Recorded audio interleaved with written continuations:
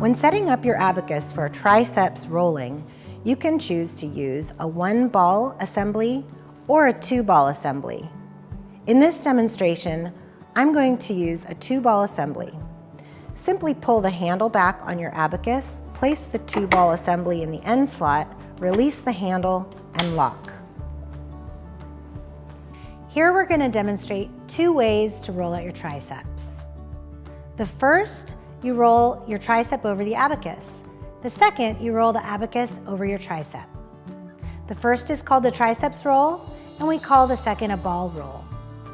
Try using your abacus in a vertical position or an angled position for these movements. I'm going to demonstrate the triceps roll with the abacus in an angled position. Beginning just above the elbow, roll over the ball assemblies towards your upper arm and shoulder, warming up the fibers of the triceps muscle.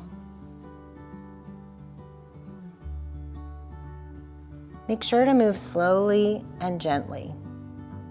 When you're ready, and if it's comfortable, rotate your upper arm from the shoulder to reach the sides of the tricep muscle as you roll.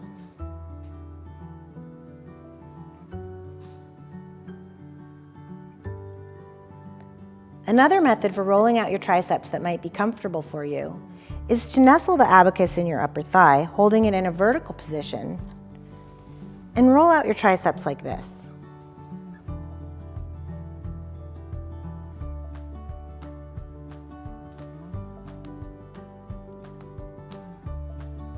The benefits of triceps rolling: releases tension, restores gliding of muscles and fascia, improves upper arm movement and function.